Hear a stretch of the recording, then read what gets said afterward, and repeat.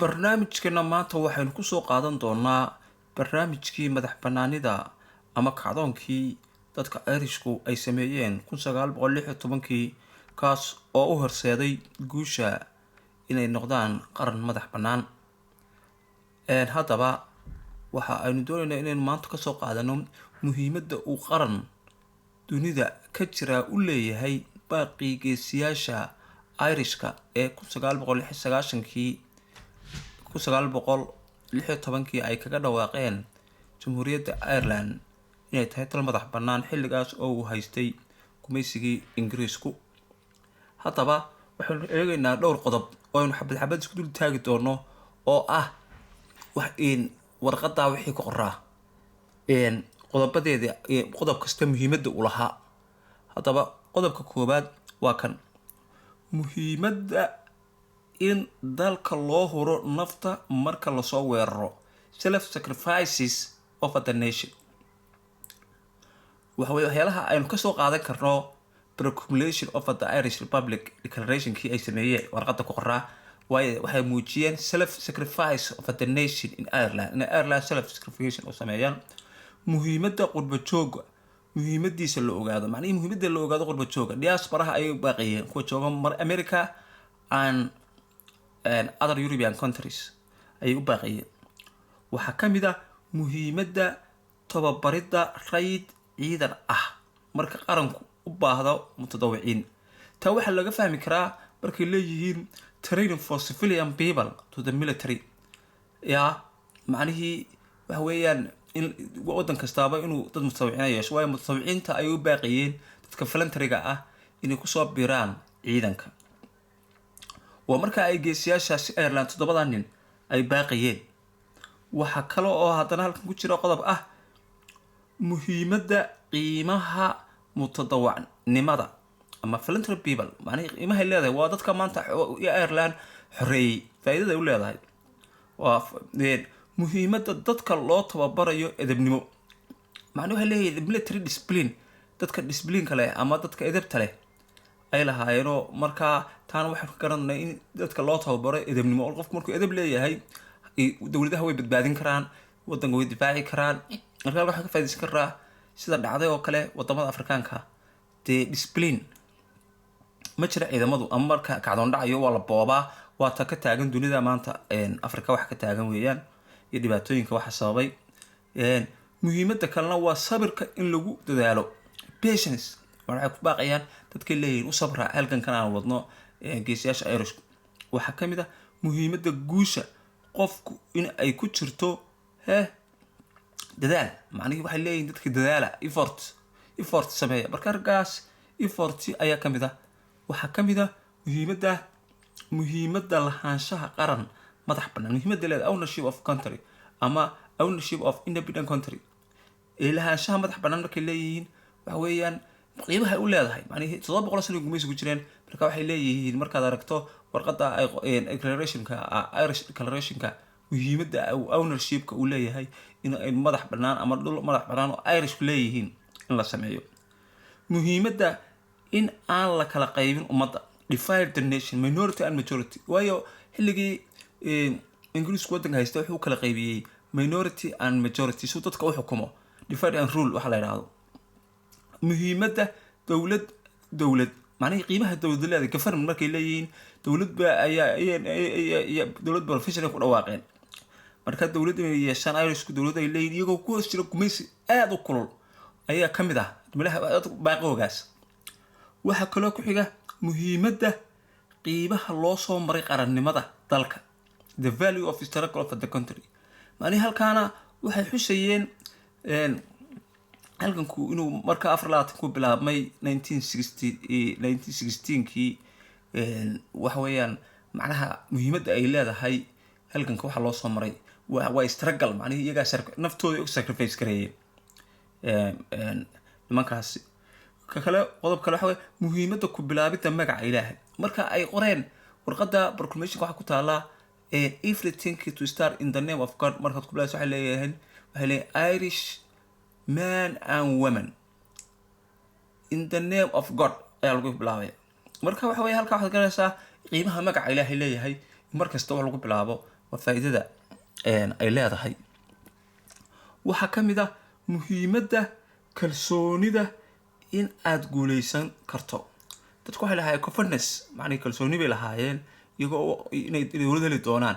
marka confidence-kaasna waxa weeyaan waa qofka waxa loo baahan inuu kalsoonaayo u qabo inuu waxna heli karo. muhiimadda ilaalinta xuquuqda bini aadamka waxay ku waaqayeen markasta in ay markay dowladda dhisi doonaan ay dadka human right macnaheedu ay wax weyn ka qaban doonaan human right-ka ama xuquuqda bini aadamka ay kobcin doonaan, dhisi doonaan markaas.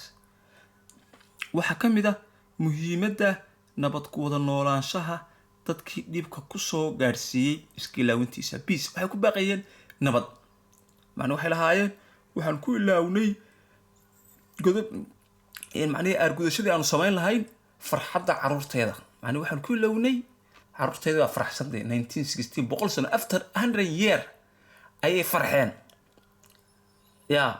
marka taas waxay kutusaysaa nabadgelyada iyo wadankii jaarka la ahaa ee ay waxaasoo dhibi kusoo gaadhay ee 700 sano gubaysanayay in ay maanta Irishku ay dib uga istaageen. waxaa ka mid ah muhiimadda barashada dhulka. waxa weeyaan the importance of geographical in the country. marka Ireland geographical waa 32 state bay ahayd, 6 gobol ayaa wax haystaa Ingiriiska, inta kalena waa 16 kale madax bannaan yihiin, waa kuwa ka tirsan Irish Republic. waxaa halkan tuseen muhiimadda saaxiibtinimada wadamada dunida, yani friendship of inaad saaxiib la yeelato wadan inay qiimaha leedahay. waayo wadamada ay unuga yihiin ee European-ka ay u baaqayeen in ay taageeraan muhiimadda saaxiibtinimada, yani friends saaxiibtinimada, dad saaxiibtinimada xitaa lagu caawinayay. muhiimadda u taagan tahay xorriyadda dadka independence of nation 1960 macnaha ay leedahay 1916 24 abriil, macnihii qiimaha ay ku leedahay maalintaasi madax banaanida. waa maalin taagan, waa maalin aynu tuseen dadka Irishka inay yihiin maalintii wadankan. macnihii qiimeynteeda ayaa muhiimadda leedahay maalinta xorriyadda aad heshay ee aad u dagaalantay. maaha maalinta 1916 maalintii ay madax banaanida Ingiriisku saxeexay ee kursiga ka helaan United Nations. waa maalintii ay kacdoonka sameeyeen ayaa la qiimeynaya. muhiimadda u taagan tahay xorriyadda hadalka free speech, madax banaani dadku xorriyad bay hadli doonaan ay lahaayeen markaas. muhiimadda xusuusta dadka xorriyadda usoo halgamay, remembrance of the heroes in the nation, macnihii in la xusuusto oo iyaga xasuusanayay oo dadkan usoo halgamay bay lahaayeen. dad markaa warqadda bulkash ku taalay in halgankaasi uu halganku jiray oo uu ka horreeyay iyaga ay muujinayeen. halkan waxaa ku taala muhiimadda qiimaha qaramada midoobay leedahay, United Nations to be a member in your country. qiimaha wadanku noqon karo waxay lahaayeen nimanka Irishka ahi, waxaanu doonaynaa inaan wadanka Ireland uu ka mid member ka noqdo kursiga permanent ah United Nationska. maanta way heleen, alxamdulillah way ku guuleysteen, way heleen. marka taas waxaa ku tusaysaa qiimaha United Nationku ay leedahay in wadankaagu member ka noqdo. halkan waxaa muhiimadda xuquuqda ragga iyo dumarka ee dowladdu, rights of man and women, in loo san in macnihii ay la siiyo xuquuqdooda. muhiimadda diinta ayaa halkaa tusayaan. waayo diintay muujinayeen in dadka diin leeyihiin, akhlaaqad leeyihiin, macnaheedu ay dadaalkooga. muhiimadda xorriyadda bulshada rayidka, civilian rights, marka waxaynu tusayeen in dadka xuquuqdooda la ilaaliyo, dadka civilianka ah ee waxay doonaan ha noqdaan. marka taasna waa muhiim marka wadan aad galayso ama wadan muxuu ahaa ay mutasaawiciinta ama dadka halganka wada ay sameynayaan in la ilaaliyo dadkii rayidka ahaan waxba la kasban. muhiimadda in loo sinaado qaranka, equal rights for national resources, macnihii in khayraadka gobol kasta every region south east west north ay u sinaadaan resourceka dalka. taasina waxaa qayb ka ahayd horumarka. haddaba prestigekaasi soo kacaynkahay ka labaad haddii aynu eegno waxa weeyaan isaguna wuxuu la mid yahay kan ayuu la mid yahay kii hore oo uun sii wadi doonaa. waa kan wuxuu ku leeyahay waxa weeyaan muhiimadda halkan waxaa ku cad proclamation-kii waxa weeyaan muhiimadda xalinta khilaafaadka, resolving conflict, in wax kasta xallo lagu xaliyo xag nabadgelyo.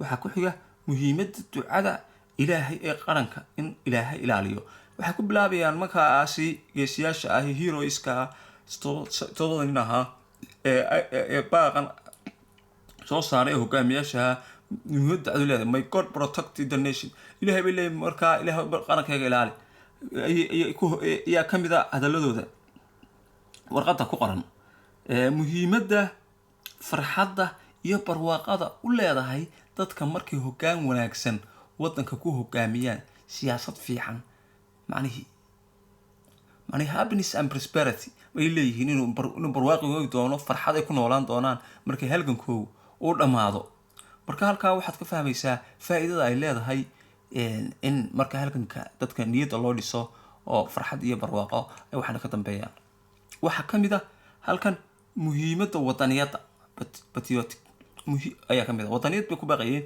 muhiimadda electionka in doorasho dhici doonto ay ku faanayeen free and fair election waxay markaas ku baaqayeen muhiimadda aaminidda lagugu aamino qaran madax bannaan inay tahay wax qaali ah wax oo adiga kalsooni lagu siiyey adiga nolosheeda dee iyo dadka ku aamineen aanad khiyaameyn halkan waxaa ku yaala muhiimadda ciidanka qaranka uu leeyahay national army oo ah ay qaranka ciidanka ugu baaqayeen inay soo galaan si ay dowladda Irish loo dhiso halkan waxaa ku taala markaa nimanka waxaa laga faa'iideysan karaa muhiimadda sharafta aad ku dhex lahaato dadkaaga markaasi si fiican u hogaamiso the importance of honor to lead the people in the political will macnihi muhiimadda sharafta aad ku dhex lahaan waa adoo si fiican hogaamiya oo aan musuqmaasuq iyo waxa corruption la iman waxay markaas ku baaqayeen muhiimadda qiimaha aad u yeesho waddankaaga fakaarayaasha adduunka taasoo kale lagu leeyahay think how you make value of your country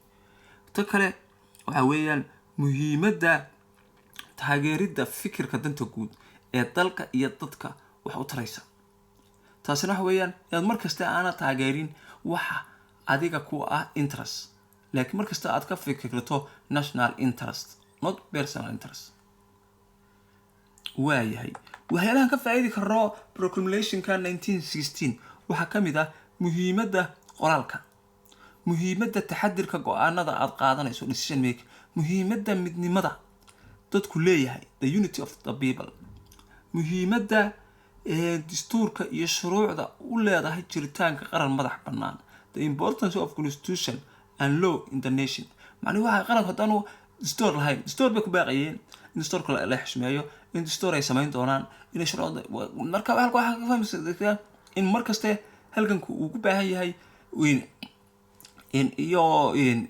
iyo dowladnimadu in markasta la ilaaliyo dastuurka waxaa ka mid ah muhiimadda habaar qaran in lagu daceeyo kuwa qaranka musuqmaasuqa iyo dhibaatada la doonaya waa halka waxaad garanaysaa waxay leeyihiin way barayaan warqadooda halka u dambaysa we pray that no one who serves that cause will dishonor it by marka halka waxaad fahmaysaa in ilaahay inuu sharaf dhac ku rido kuwa aan qarankan si khiyaamo ah ama dee sharaf dhac ilaa kuwa doonaya inay si khiyaamo uga adeegaan marka halka waxaad garanaysaa in macnaheedu kuwa qaranka dhibaatoynaya ama musuqa la doonaya ama sharaf dhac la doonaya in ilaahay ku salido xumaan iyo sharaf dhac iyo inuu dadnimo ka saaro ta kale waxa weeyaan muhiimadda dhaqanka dadka tradition bay tilmaamayaan the old tradition dadkii hidahoogii wata marka tradition macnihii waa dadkooga oo wata dhaqankoogii inay soo dagaalamaan oo ay soo baxaan waa taasna waxay ku tusaysaa in muhiimadda dhaqanka iyo inaad waxaan asal u lahayd iyo diintaada iyo akhlaaqadaada marka taasina waa muhiim ragga saxiixa waa raggan waa signer on behalf of the provision government ragga saxiixa waa Thomas J. Clark in la oran jiray buu ahaa in la oran jiray Valentine McDonald Thomas McDonald iyo PH Pierce Eman Saint James Connell iyo Joseph Blanket raggaasi waxay ahaayeen raggii toddobadii nin ee hogaamiyaashaha ee dowladda saxeexay markaa waxaa akhriyay baaqa Pierce in la oran jiray markaa baaqa hore ayaanu akhrinay newspaperka hore wuxuu noogu jiraa internetka intaasaan kusoo koobayaa waa macno halgan ah waa macno dowladeed waa macno sabir waa macno qof kasta oo dowlad madax ka noqda ama shakhsi noqda iyo dadaalka qofka iyo dowladnimada iyo wax loogu halgamo macnahaas oo dhan bayna tusaa warqadaas muhiimadda ay xambaarsantahay waana wax lagu qaato inaynu ka fikirro dadaalka noocaas oo kale ah intaas ayaan kusoo gabayn halkan waa radio Somali Community in Ireland waad mahadsantihiin